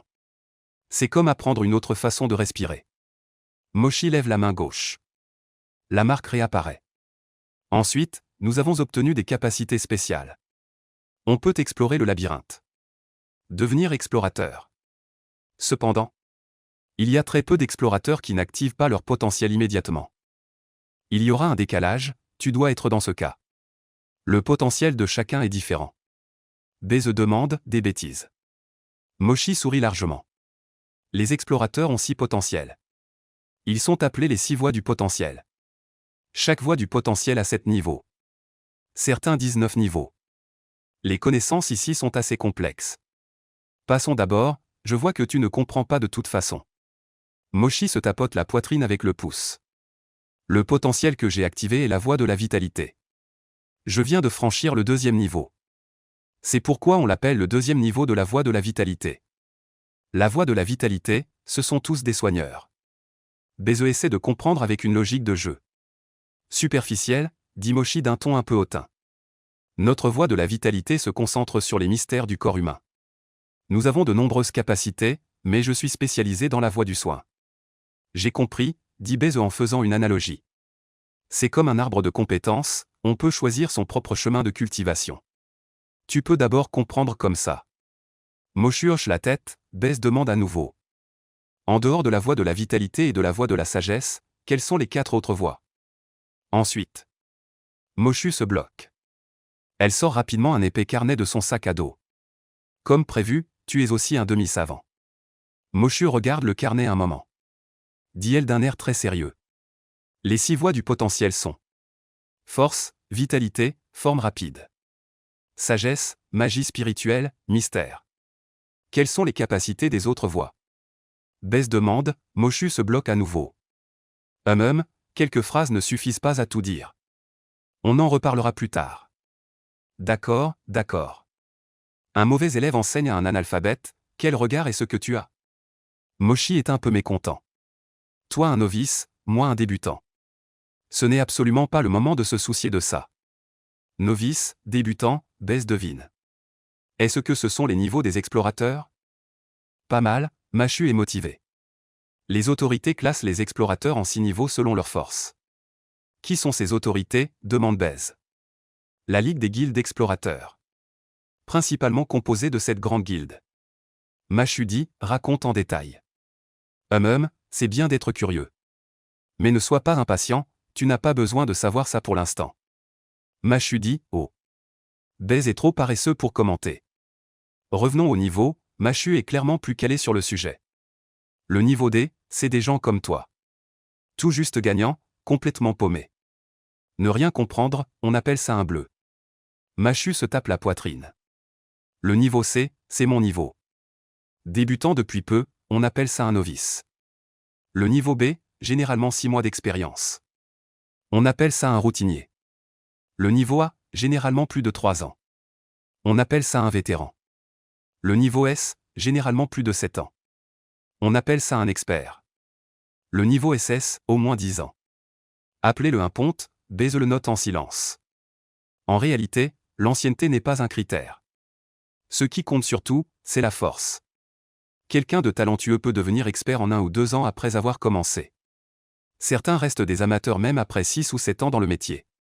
Et le un ponte? Demande Bess. Devenir un ponte est encore plus difficile. Il faut être fort dans tous les domaines. Cela ne se résume pas en 1 ou 2 phrases. Sache simplement que les impontes sont généralement les chefs de guilde. Des figures de proue, toujours dans le wagon numéro 1. Bess demande, oui, et ils sont toujours décalés par rapport à nous. On ne peut même pas les voir. Moshi dit, par exemple, nous, les lundis, mercredis et vendredis. Eux, les mardis, jeudis et samedis? Demande Bess. À quoi tu penses? Soupire Moshi. C'est nous le lundi, eux du mardi au dimanche. Ah, seulement chaque lundi. Nous, les joueurs libres, pouvons descendre dans le labyrinthe. Le reste du temps, c'est réservé aux guildes. C'est pourquoi le lundi s'appelle aussi le jour des joueurs libres. Bess comprend soudain, c'est donc ça que signifie ne pouvoir venir qu'une fois par semaine. En parlant de ça, Moshi se fâche. Mais même le jour des francs-tireurs. Le wagon 1 est généralement occupé par les membres de l'Alliance des guildes pour des raisons spéciales. Tout le monde ose se fâcher mais n'ose pas le dire. Attends, Bess trouve un bug évident. Si j'entre dans le labyrinthe lundi, et que je reste à l'intérieur sans sortir, ne pourrais-je pas y rester plusieurs jours? Ah, j'y ai pensé au début aussi. Rit Moshi. Je suppose que tous les grands malins y ont pensé. Ce n'est pas possible, demande Bess. Moshi tapote l'épaule de Bess. Mon frère, personne ne veut passer la nuit dans le labyrinthe. Pourquoi? Demanda Bess. En bref, on meurt. D'accord, Bess ne pose plus de questions. J'ai l'impression qu'être franc-tireur est un peu dur. Qui dit le contraire? Dit Moshi. N'y a-t-il pas de franc-tireur plus puissant? Demande Bess. Ne peut-on pas négocier avec l'Alliance des guildes? Bien sûr, Mashu haussa les épaules. Mais quand on est assez fort, on crée sa propre guilde et on s'assoit à la table. Et il y a aussi des solitaires puissants. Que les autorités traitent avec respect. Il leur suffit de prévenir à l'avance. Pour pouvoir entrer dans le donjon à tout moment. Parfois, les autorités viennent même leur proposer une coopération. Est-ce que c'est vraiment si réel? Mashu ne voulait plus parler de ce sujet. Il reprit courage, en fait. Au-dessus du rang SS, il y a des rangs encore plus élevés. Quel rang? Le rang SSS? Mashu, d'un air sérieux. Aussi appelé rang légendaire. Oh. Quelle est cette réaction? Mashu était un peu déçu. Rang légendaire. C'est tellement cool. C'est cool, Mais est-ce que c'est vraiment une préoccupation pour un débutant comme moi? Bess dit, bien sûr que tu dois t'en soucier. Machu était très excité, à ce jour, il n'y a que 3 explorateurs de rang légendaire. Parmi eux, 2 sont des joueurs libres. Et l'autre, demanda Besse. Le chef de l'alliance des guildes. Moshu dit. Besse hocha la tête. Logique. L'essentiel est qu'il y a 2 joueurs libres de niveau légendaire. Cela nous fait vraiment honneur. La voix de Moshu était excitée.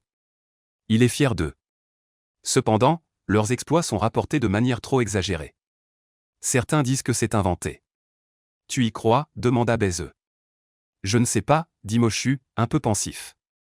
Mais j'espère que ces 2 personnes existent vraiment. Ces choses sont trop lointaines pour Besse. Il a des problèmes plus urgents à résoudre. Il doit d'abord acquérir des connaissances plus pratiques. Laissez-moi confirmer, la personne gagnante n'a qu'à venir ici. Pourra activer les 6 grandes capacités.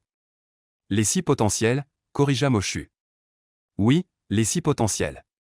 Besse demanda, alors pourquoi sur la place d'entrée? Tout le monde semble si ordinaire? Moshi pointa du doigt au-dessus de sa tête. La place dans la forêt s'appelle la Station Céleste. Aussi appelée le Champ Céleste, là-bas. Les explorateurs ont interdiction d'utiliser leur potentiel. C'est une règle officielle. Pourquoi? Demanda Besse. Je ne sais pas, mais je suppose qu'il y a 2 raisons. La première est que cet endroit est trop petit. On ne peut pas s'y déployer, ce serait le chaos si tout le monde lançait des compétences partout. La seconde est qu'il faut aussi penser aux débutants qui arrivent. Ne les effrayons pas. Comme toi, acquiesça Besse. C'est raisonnable, réfléchit-il un instant. Puis il demanda, alors, c'est ici que nous avons notre potentiel? Et de retour dans la réalité, nous redevenons des gens ordinaires. Oui, fit une analogie Moshi. C'est comme dans un jeu où tu combats des monstres, montes en niveau, équipe et collectionne des montures. Les statistiques restent, mais une fois déconnecté, tout cela ne te concerne plus. La prochaine fois que tu te connectes, tu peux continuer à jouer.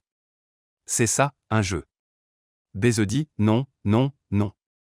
Moshi insiste sérieusement. On peut rejouer au jeu. On peut ne pas jouer, mais ça ne va pas. Si on gagne, il faut continuer à venir. Sinon, on meurt. Et même en jouant mal, on peut mourir à tout moment. Ce labyrinthe est vraiment tyrannique. Besse dit, qui le dit? Moshi fait des mystères, mais bon, gagner n'est pas toujours une mauvaise chose. Il y a aussi une compensation. Quelle compensation? Moshi se rapproche un peu. Même si on retourne dans la réalité. Nos potentiels disparaissent. Mais tu peux clairement sentir que le corps est renforcé. Pour moi, avant, un rhume me faisait souffrir plusieurs jours. Maintenant, une bonne nuit de sommeil suffit à peu près. Si magique? Besse est à moitié sceptique. Aussi magique que ça. Ceux qui suivent la voie de la vitalité seront en meilleure santé. Ceux de la voie de la force seront plus forts. Ceux de la voie de la sagesse seront plus intelligents. Bien sûr, ce renforcement ne dépassera pas le plafond des humains normaux. Ne serait-ce pas psychologique? Besse conteste un peu. Et, quand tu activeras les potentiels des 6 voies, tu comprendras. Moshu a l'air très fier. Les grands maîtres du labyrinthe sont aussi des gagnants dans la vie réelle. Ce sont tous des personnages importants. Beaucoup d'explorateurs passent de la peur du labyrinthe à l'amour du labyrinthe. Ils aimeraient y venir tous les jours. N'ont-ils pas peur de mourir? Besse ne comprend pas, ils ont peur. Qui n'a pas peur de la mort? Mais comparé à devenir riche du jour au lendemain, à la gloire et à la réussite, à changer son destin, à être admiré par des milliers de personnes, ces tentations rendent le danger moins important. Comme dit le proverbe. Qui ne risque rien n'a rien. Besse essaie de se mettre à la place. Il est aussi un peu tenté, par exemple par la richesse soudaine. Il a pensé à une autre question. Puisque nous ne pouvons pas ramener notre potentiel dans la réalité, alors pouvons-nous ramener les trésors du labyrinthe? Oui, tout comme nous pouvons aussi apporter des choses de la réalité. Mais les objets des 2 côtés ne peuvent conserver que leur forme de base. Ils perdront leur fonction interne. Besse semblait comprendre à moitié. Explique plus en détail, demanda Machu en souriant. Tu as apporté ton téléphone? Allume-le et regarde. Besse sortit son téléphone. Il fut surpris, plus de batterie. Ce n'est pas qu'il n'a plus de batterie, c'est qu'il est devenu un morceau de ferraille. Dit Machu, c'est ce qu'on appelle ne conserver que la forme de base. Perdre ses fonctions internes.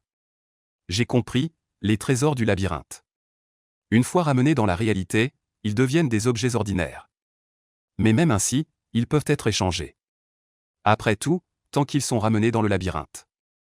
Il reste des trésors. Baiser insista, alors, si on les échange dans la réalité. Comment distinguer le vrai du faux? Il y a naturellement des moyens spéciaux. Machudi raconte en détail. Ça, tu n'as pas besoin de le savoir pour l'instant. Mon frère, tu as pas mal de lacunes dans tes connaissances. Alors parle-moi encore du labyrinthe. Quel danger y a-t-il à l'intérieur? À quoi faut-il faire attention? Beze revient à la réalité. Moshu se tait, Beze pense avoir dit quelque chose de travers. Il ne demande plus, environ une demi-minute plus tard. Moshu demande soudainement avec sérieux. Cavalier, es-tu sûr de vouloir descendre dans le labyrinthe ce soir? Évidemment, mon compte à rebours est à 0. Puis-je ne pas descendre dans le labyrinthe? Beze hoche la tête, si la zone peu profonde n'est pas dangereuse. Je veux quand même aller voir. Moshu hésite un peu. En fait, tu peux tout à fait t'attendre d'activer les 6 potentiels pour y aller. La zone peu profonde n'est pas dangereuse. Cela ne signifie pas qu'il n'y a aucun danger. Puisque je suis venu, je veux y aller. Beze insiste, et de plus. Qui sait, une fois dans le labyrinthe. Mon potentiel se révélerait. C'est vrai aussi, Moshu hocha la tête. Un autre silence s'installa. Moshu leva la tête, regardant Beze comme s'il avait pris une décision. Mon frère, on peut dire qu'on est amis, non? Beze resta figé un instant, puis hocha la tête. Oui, sincérité pour sincérité. Je vais te dire la vérité. Moshu agita la main, dis-moi. Beze approcha vite son oreille. En fait, je ne suis jamais allé dans le labyrinthe non plus. Moshu s'y attendait. Il couvrit rapidement la bouche de Beze. Chut, t'es déjà nul. Si en plus tu révèles que je suis nul. On va se faire repérer. Beze pensa immédiatement au Ibéhuchant sur la plateforme céleste. Il frissonna, je le savais. Il n'y a pas tant de bonnes personnes dans ce monde. Ce ne sont que des losers qui se rencontrent. Les yeux pleins de larmes, Beze calma ses émotions. Demanda doucement, alors toi. Moshi regarda autour d'elle. Confirmant que personne n'avait fait attention, elle dit à voix basse. Quand j'ai gagné le prix pour la première fois, j'ai cru avoir attrapé une maladie étrange. J'ai cherché au hasard sur Internet et trouvé un moyen de contact. J'ai appelé, en apparence c'était une association de passionnés de paranormal. Mais en réalité, c'était le recruteur d'une grande guilde. C'est l'une de leurs méthodes pour trouver de nouveaux membres. Un peu brouillon. Beze dit franchement. Pas seulement brouillon, carrément absurde. Je n'y croyais pas du tout, je pensais que c'était une arnaque. Il m'a dit de suivre les indications du rêve pour trouver le labyrinthe. Résultat, je suis arrivé à la ville de Fou. Je suis venu ici, complètement terrifié. La première fois, je n'ai même pas osé entrer dans la station céleste. J'ai fait demi-tour et me suis enfui. Moshi regarda Beze. Et, sur ce point tu es plus fort que moi. Beze avait des sentiments mitigés. C'est pas pareil, si tu ne viens pas, tu peux encore survivre. Si je ne viens pas, je crève direct. Moshi continue de parler, je n'ai plus d'idée. J'ai encore cherché cette personne, on a parlé longtemps. J'ai eu une compréhension de base du monde des labyrinthes et des explorateurs. Finalement, j'ai quand même décidé de ne pas rejoindre. Pourquoi? Demanda Beze. Moshi était un peu en colère. Mon pote, le contrat de cette guilde, c'est carrément un contrat d'esclave. Non seulement disponible à toute heure. Mais en plus, il faut bosser pour eux gratuitement pendant 20 ans. Pendant ce temps, ils peuvent te revendre à n'importe quelle guilde. Sans même avoir besoin de ton accord. À ta place, tu accepterais? Beze était assez choqué. C'est trop scandaleux, donc j'ai décidé de faire cavalier seul. Le labyrinthe n'est pas leur propriété. Moshi a dit, quelle vision. Beze flatte, et. Trop jeune encore, Moshi agite la main, gêné. Ensuite, j'ai téléchargé une application appelée L'amour dans le labyrinthe. Développée par l'Alliance des guildes. En apparence, c'est une communauté littéraire. Beaucoup d'internautes y discutent de légendes urbaines. Écrire des romans paranormaux, mais en réalité cachent de nombreux explorateurs. Ils communiquent entre eux avec un jargon. Ceux du cercle comprennent d'un coup d'œil. Alors, Beze jette un coup d'œil au carnet de Moshi. Tes connaissances, tu les as toutes prises sur Internet. Moshi hoche la tête, oui. Et, qu'est-ce que ce regard? Ce sont toutes des connaissances précieuses que j'ai extraites d'une masse de messages inutiles en combinant ma propre expérience. Un sacré effort, impressionnant. Beze pense à quelque chose. En d'autres termes, à chaque fois que tu entres en gare, tu ne montes pas dans le train. Tu attends que le jour se lève et tu rentres. Moshi se touche la nuque. Le regard fuyant, ça marche aussi. Disons que, bon. Je sais que je suis nul. Je suis un peu nul. Non, tu penses ça, c'est clair. D'accord, c'est un peu nul. Moshi arrête de faire semblant. Mon pote, tu viens de voir ça aussi. La voiture a disparu d'un coup. Une si grande voiture. Elle a disparu comme ça, tu n'as pas peur? Beze a réfléchi un instant. Un peu peur, j'ai vu un film avant. Ça parlait de magie, le magicien pouvait toujours apparaître d'un endroit à un autre. Tout le monde pensait qu'il pouvait se téléporter. Pas du tout, il n'arrêtait pas de se copier. Le vrai lui mourait à l'instant du tour de magie. Éliminé, celui qui apparaissait ailleurs était en fait une copie de lui-même. Chaque fois qu'il faisait un tour de magie, il tuait le lui original. Puis copiait un nouveau lui. Beze a compris, tu crains que, au moment où la voiture a disparu, il soit déjà mort. Ceux qui reviennent sont leurs copies. Chaque fois qu'on descend dans le labyrinthe, on répète la mort et la copie. Oui, s'exclama Moshi avec excitation. Ne penses-tu pas que c'est possible? En réalité, les explorateurs ne sont plus les mêmes qu'avant. On ne sait même plus combien de copies, des centaines ou des milliers. C'est aussi pourquoi nous, maudits, pouvons vivre un peu plus longtemps tant que nous descendons dans le labyrinthe. Parce que la malédiction de la copie est à nouveau fraîche. Beze fut glacé d'effroi. La chair de poule. Si ce que tu dis est vrai. Alors qu'est-ce que le labyrinthe? Pourquoi faire cela? Beze ne comprend pas, comment le saurais-je? Moshi, tête basse, était découragé. De toute façon, j'ai très peur de monter dans le véhicule. Beze avait aussi peur maintenant. Mais il n'avait pas le choix. Alors, ce soir, vas-tu monter ou pas? Moshi baissa la tête et regarda la marque sur le dos de sa main. Regard amer, il n'y a pas d'autre choix que d'y aller. Cette calamité maudite arrivera tôt ou tard. Plutôt que d'attendre passivement la mort. Il vaut mieux tenter le tout pour le tout. Oui, Beze partage ce sentiment. Moshi regarde Beze. Tu viens juste de gagner, il te reste du temps. Tu peux encore réfléchir. Prépare-toi encore, au cas où. Au moins tu auras moins de regrets. Beze rit amèrement, inutile. Même s'il pouvait survivre quelques jours de plus. Cela ne servirait à rien, ce ne serait que souffrance supplémentaire. Il doit vivre, et son frère doit vivre aussi. Au-delà de cela, tout n'est que regret. Merci, le regard de Beze est résolu. Mais je suis prêt. Un court silence et un échange de regards. Aussi lourd que 1000 livres, d'accord. Moshi tend la main, livreur à vélo. Moshi à la noix de coco, officiellement en équipe. Désormais, nous nous appellerons le duo Beze-Machu, quel nom bizarre. Ceux qui ne savent pas penseraient qu'on va faire nos débuts. Pas de problème. Beze lui serra la main en retour. Après la poignée de main, Machu enleva rapidement ses lunettes de soleil et son masque. Beze fut surpris, Machu avait en fait un joli visage poupin. Totalement en contradiction avec sa tenue négligée. PFF, c'est tellement inconfortable. Machu sortit de sa poche une paire de lunettes de vue ronde et les mit. Je suis myope, maintenant je me sens beaucoup mieux. Waouh, coursier, t'as l'air d'avoir un joli physique. Tout le monde a l'air beau avec un masque. Beze était un peu inquiet. Tu montres ton visage, ça ne pose pas de problème? Pas de gros problème. Machu avait l'air satisfait. Et un peu timide, je me suis modifié le visage. C'est aussi l'une des capacités de la voix de la vie. Mais je ne peux que légèrement ajuster les traits du visage. Mais si tu me voyais en personne dans la réalité. Impossible de reconnaître. On peut faire ça? Beze en apprend beaucoup. Oui, le déguisement est une capacité simple et pratique. Beaucoup d'explorateurs, même s'ils ne sont pas sur la voie de la vitalité, l'apprennent spécialement plus tard. Regarde toi-même, Beze regarde autour. Effectivement, sur le quai, beaucoup d'explorateurs ont déjà enlevé leur masque. On dirait que tous se sont déguisés. Ne craignent-ils pas d'être exposés? Les explorateurs ne peuvent-ils pas révéler leur identité réelle? Si tu veux montrer ton visage, personne ne t'en empêche. Mais seul un imbécile ferait ça. Moshi rit. Dans le labyrinthe, tu as beau être impressionnant. De retour dans la réalité, tu n'es qu'un excellent citoyen ordinaire.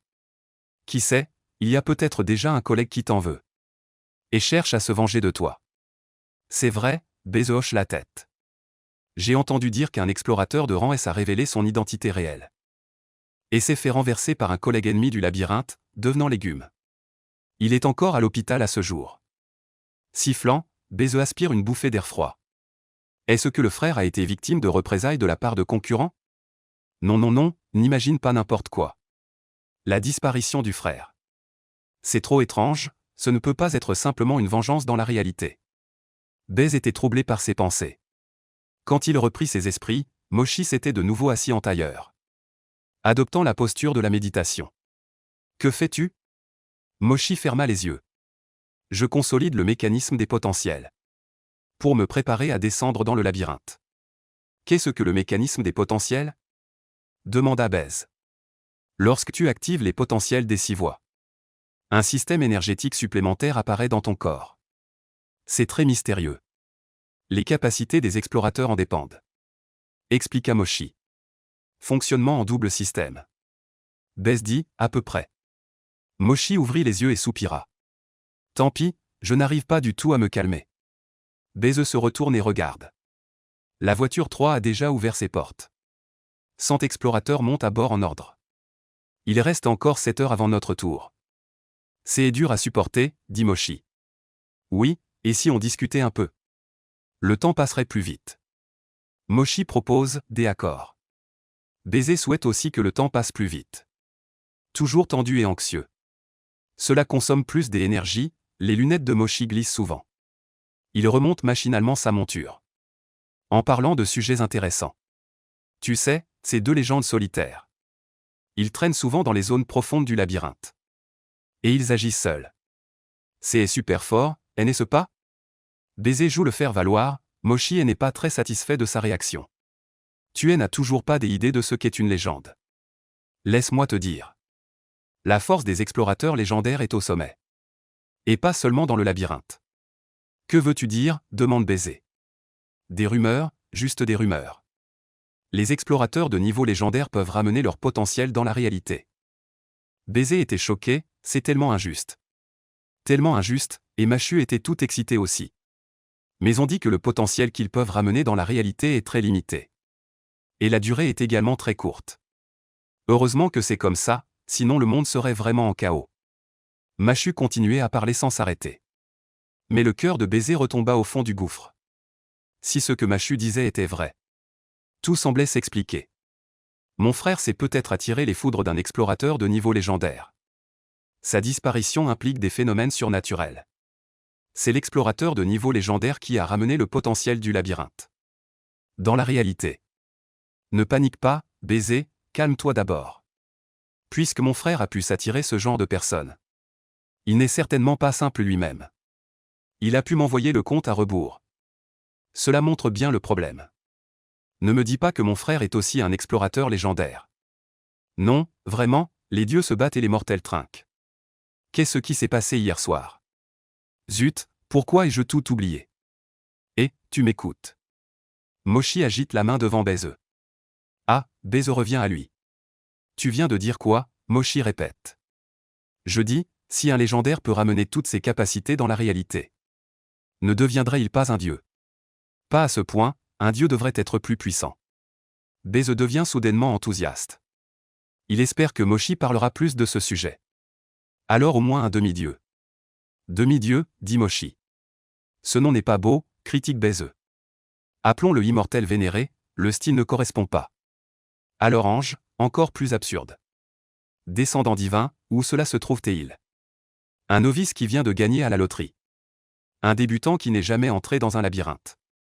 Blotti dans un coin, discutant à voix basse mais avec excitation des exploits des explorateurs légendaires. Comme 2 gamins cachés sous le lit se disputant. Le grand sage égal du ciel. Et le Bouddha victorieux du combat. Pour savoir qui est le plus fort. Le temps s'écoule insensiblement. Enfin, la porte du wagon 10 s'ouvre. Les 2 regardent au loin. Le quai est vide. Il ne reste qu'une soixantaine ou une 70 d'explorateurs. Soit des groupes de 3 ou plus. Soit des solitaires. Il n'y a qu'un seul duo comme Baiser et Machut. Les deux montent en dernier. Debout côte à l'extérieur de la porte. On y va? Machut est visiblement nerveux. On y va, dit Baiser, et les deux entrent ensemble dans le métro. L'intérieur du wagon est presque identique à celui d'un métro normal. Les sièges dans le métro sont tous des bancs de chaque côté. Il y a des rampes et des anneaux de suspension au milieu. Mais ici, les sièges sont tous indépendants. Au milieu, un couloir. C'est plus comme un TGV. Les explorateurs s'assoient dans l'ordre. Il reste encore 20 ou 30 sièges vides dans le wagon. Normalement, Baiser irait directement s'asseoir au fond. Mais personne n'a choisi de siège. Il doit y avoir une raison. Baiser décide de ne pas faire de bêtises. Dès qu'il monte dans le train, Mochi devient complètement perdu. Il s'assoit à côté de Baiser. Le visage pâle, il serre fermement la sangle de son sac à dos. La porte se ferme, Mochi se raidit instantanément. Sa respiration devient haletante. Baiser pense aux paroles de Mochi. Ses paumes commencent aussi à transpirer. S'il meurt vraiment ici, une personne exactement comme lui retourne dans la réalité, prenant sa place dans sa vie. Cette personne est-elle Baiser? Ce n'est pas Baiser, mais il ne fait aucune différence avec lui-même. C'est Baiser, alors que représente le moi mort. L'esprit de Baiser s'embrouille. Soudain, un anneau d'énergie blanc apparaît devant les yeux de tous les passagers. Comme une poignée de métro. Baiser et Mochi sont tous deux surpris. On voit que tout le monde tend naturellement la main gauche ou droite. Et attrape l'anneau d'énergie. Les deux n'osent pas négliger. Ils imitent immédiatement, bourdonnement. L'anneau d'énergie émet une certaine résonance spirituelle. Instant, activation, la marque noire sur le dos de la main gauche de Baiser. Ensuite, une ondulation d'énergie blanche se propage le long du bras de Baiser jusqu'à tout son corps. Le scannant de la tête aux pieds. Une fois. Enfin, l'anneau d'énergie disparaît. Baiser suppose en son fort intérieur. Cela doit être le contrôle des billets. Pas étonnant que tout le monde n'ose pas s'asseoir au hasard. Ceux qui s'assoient au hasard ne savent pas ce qui les attend. Digne, le métro va bientôt partir. Veuillez ne pas vous déplacer librement, chers passagers. Les petits bras de Baiser se serrèrent. C'était Mochi, il serra fermement Baiser. Le visage couvert de sueur froide, la poitrine se soulevant violemment. Presque écrasé par une peur inconnue. Ça arrive, ça va arriver. Le train va disparaître, Baiser était aussi très nerveux. Il serra les dents et pria en silence. Soudain, toute lumière disparut. L'obscurité comme du plomb lourd remplit tout le wagon. Une sensation de lourdeur incroyable apparut. Non seulement elle affectait le corps de Baiser, mais aussi son esprit. Il sentait qu'il se dilatait à l'infini. Et se contractait à l'infini. Il sentait qu'il était encore lui-même. Ce n'était plus lui-même. Ensuite, Baiser s'est vu lui-même. Un adolescent de 18 ans aux cheveux noirs. Assis sur le siège, respirant rapidement. Le visage pâle, le corps légèrement tremblant.